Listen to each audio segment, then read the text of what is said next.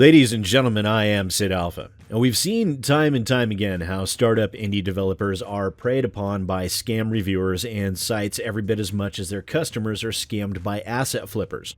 With game giveaway offers, fake reviews, and even identity falsification, there are any number of pitfalls to the uninitiated developer, and many very often fall prey to those who would take advantage of the unwary. And it is that very thing that nearly happened to the developers of the game that is on your screen now. This is Project Azriel, Bulletproof Brain Training. It is a shooter game that states it is not, in fact, a game. And this game that touts itself as not being a game is actually something that I haven't seen too much of for quite some time. It's a game that promotes learning of a sort. This is a shooter game, yes, but it bases most of its game mechanics off of pattern recognition and deductive reasoning skills in order to promote continuous activity within specific centers of the brain. And while yes, it just launched into early access a few days ago, it's already showing some promise. Granted, the hitboxes need adjusting, there's a ton of UI improvements that need to be made. I would personally lose the existing gun models, and the unskippable pausing of the game for an informational screen on a 25-second cooldown bugged the hell out of me, but it only came up twice, so I can give it a little bit of leeway for now.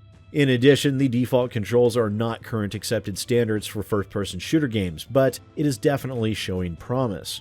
The voice acting is also better than most at this level, and if anything can be said about the video teasers, the devs try not to take themselves too seriously.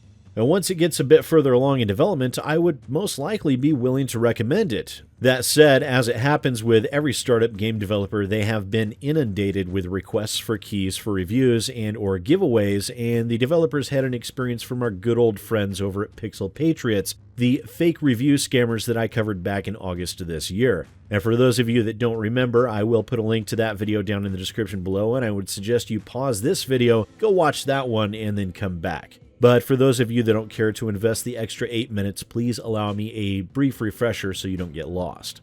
I was informed a while back of a fellow YouTuber, Mr. Wooden Sheep, who had discovered that Pixel Patriots had plagiarized his reviews and were posting them on their website, sometimes not even posting the plagiarized review for the game that it was written for. This was done in an attempt to provide a faux site that would serve as a platform in order to dupe game developers out of keys for quote-unquote reviews, and I had surmised that they were most likely asking for extra keys for giveaways for their supposed readers, and as it turns out, I was right. The developers of Project Azriel reached out to me stating they had run afoul of Pixel Patriots and had originally given them 3 keys for the purposes of a review. Now, I discussed with them over the phone the particulars, and I was provided some very strange information. The Pixel Patriots refused to respond to emails once the keys were sent, and as the red flag of distrust had been raised, the developers canceled those 3 keys provided to Pixel Patriots, and as soon as that happened, they were all too quick to respond via phone, leaving multiple voicemails that were extremely odd in nature. And just so you are aware, I have been provided access to those voicemails, and I've also been granted permission to include them in this video as long as I exclude the developer's name from those recordings. I've also checked in with 2 separate attorneys, one in California and one in New York, in order to make certain that I'm not violating any federal law or any surveillance laws within those 2 states, and I've been assured qualitatively that I'm safe on all fronts. So, for full disclosure, I have edited the audio files to blank out the developer's name at their request, but no other alterations have been made. But since I am making even that small alteration, I do feel compelled to stipulate that change. That said, in regards to the voicemails themselves, if I didn't know better, I would think that these were prank calls. There are 5 in all, so let's take them one at a time. This is Tyrone Johnson from Pixel Patriots, Victoria's boyfriend. Now she can't come to the phone right now, man, but she told me to give you guys a quick, ring-a-ding. I don't know why, man. Something to do with like keys or something like that, man. I'm not sure, man. But could you guys just email us back because we're not technically using a proper, phone line, landline thing. So yeah, I'll try to give you a call back if there's no response, man. All right, keep it real, homie.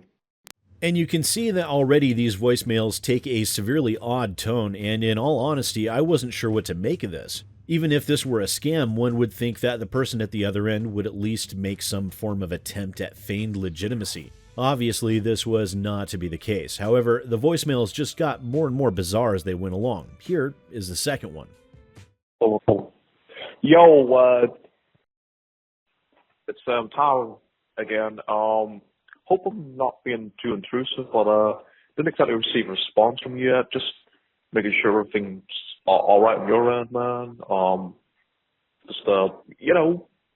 Send Victoria, my BFF and GF, an email sometime, just to let you know you got our message. If, I don't know still why you wanted us to call you, but yeah, I think you get where I'm coming from.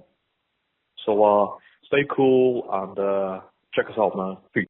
And that was about the most normal voicemail out of the group. However, at this point, I find myself wondering exactly why this person is trying so hard here. No offense intended against the developers behind this game, but there have to be easier ways to scam startup developers out of keys. Now here's the next one. Whoa. Now, I've left you 2 voicemails. I've tried to call you up several times, not too many times, and you don't get back to me, man. This is Harold Johnson, by the way, if you didn't know. Now, listen up. Now, why would you not get back to me? Like, you said first to call you, you sent us a bunch of emails, and you didn't get back to us. I found out, I'm very offended. I'm really offended you wouldn't get back to us so soon, man. Like, we were really interested in reviewing this game, man. Like, you don't get back to us, man, that doesn't give me a good impression, man. And Victoria's upset as well, man. Victoria's so upset, man, that she ended up cutting herself, man. Like, there's blood all over the place, man, and I don't even know, man, or maybe it's her period or something. You know how it is. Yeah, so, give us a call. If, things aren't awkward between us now. Bye-bye. And yes, just for clarification, this person literally did just say that, and I quote, Victoria's cutting herself. In addition, the just impossible to believe tone just continues to get weirder as time goes on, and it gets worse than that. Hey, yo, it's Tyrone Johnson again. I want to apologize for my outburst earlier. That was not cool, and I'm really sorry. Now, it's not cool for me to do something like that, all right? Well, I hold my hands up. I wasn't wrong. I wasn't the red or black, because I'm black, Now, the thing is, we want to build a professional relationship with you on mutual trust and respect.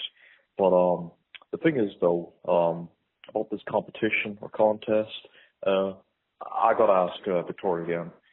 She's kind of tied up at the moment and let her gear in the bedroom. Anyway, the thing about it is, though, we need to, establish some ground rules, I guess, professionally and independently. So, just give us a call back or email us.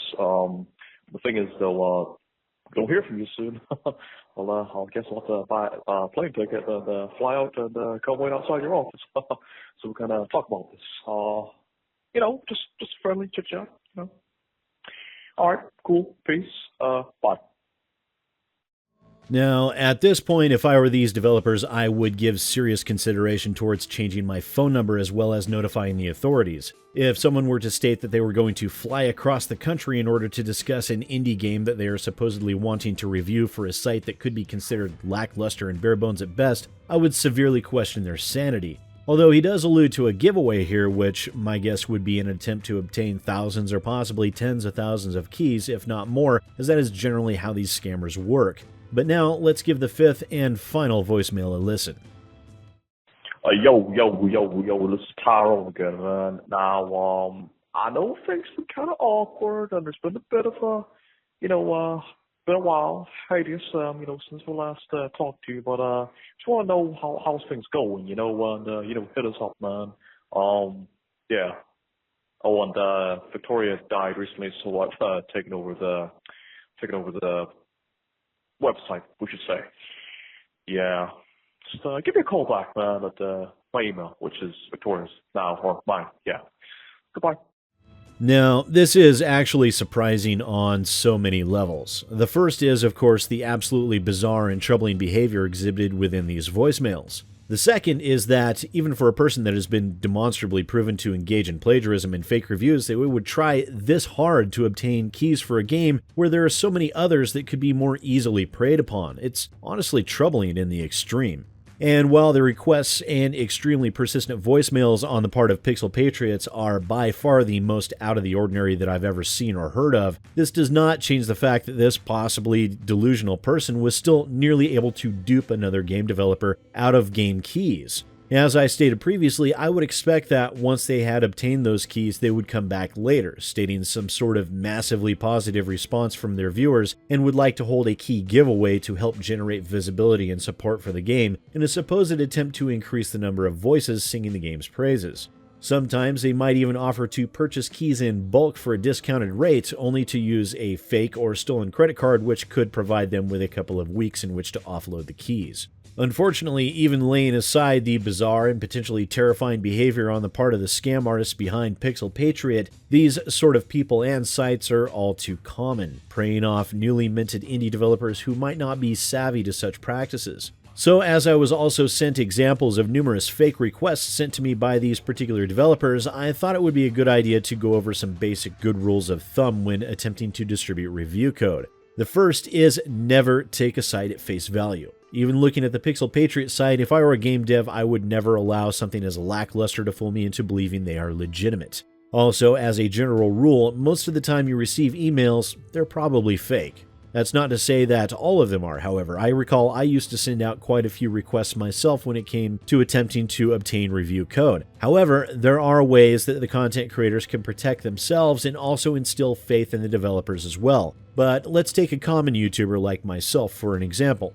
Of course, I have a YouTube channel, a Twitter, a Facebook, and everything else under the sun. In the About Me section of everything that I have, there is a listing for business inquiries which is unified across my channel and my social media. So if someone were to go and attempt to verify my identity, it is fairly easy to accomplish. Granted, I go one step further than most and I pay for branded email. However, even if you make use of a Gmail or Outlook.com account, that's perfectly fine, but make certain there is more than a single point of verification. One on your channel or site and the other on your social media. Now, this won't help protect developers against scammers trying to use dummy sites like Pixel Patriots, but it will protect against imposters, of which these particular developers receive several. One even came from an email claiming to be a legitimate critic within the industry, but when I went to inspect his Twitter page, he even states clearly, if you're contacted by this email address or variations of it, please ignore or report them, it is an imposter. And the email he listed was the email they had received the request from. Also, be wary of any sites wanting to do a giveaway when the game hasn't even been seen by them yet. You can throw those straight into the trash. Right alongside them are anyone requesting multiple keys. You see, it doesn't take multiple people to review a game in the vast majority of cases. If they are requesting multiple keys, they probably can't be trusted. Also, anyone looking for payment for reviews in any fashion should be tossed as well. No legitimate critic would be caught dead compromising their ethics in order to accept any form of recompense for a critique. Also, if it were ever found out that a developer were paying for positive reviews, their public reputation would also be torn to shreds. And the reason for all of this is that the market for indie titles is far different than the one surrounding the AAA industry. Fans will be extremely loyal, but only to a point. If you have proven to be undeserving of their respect or their patronage, then you might as well pack it in and call it a day. Because once lost, the respect is very hard to earn back, and most who find themselves in that position simply aren't up to the task of recovering. So your best bet is to just keep your nose clean to begin with. Also, there are legitimate sites that can be used for key distribution such as Keymailer and terminals, and the new changes coming to the Steam Curator system will help as well. Now, that won't mean that you won't encounter scammers in those sites as well, but they will hopefully be at least a bit fewer in number and easier to spot. However, there is no better defense than just plain caution. If someone doesn't seem legit, then trust your gut and just write them off and move on. Better safe than sorry. So the moral of the story, ladies and gentlemen, is that Pixel Patriot and others of their ilk are still out there attempting to dupe indie developers, which in the end will only serve to take resources away from independent developers and make it even harder for them to gain the visibility and, by translation, the potential income that they might otherwise deserve. But as always, please do let me know what you think about all of this down in the comments below. Once again, ladies and gentlemen, I am SidAlpha, and I'll see you next time.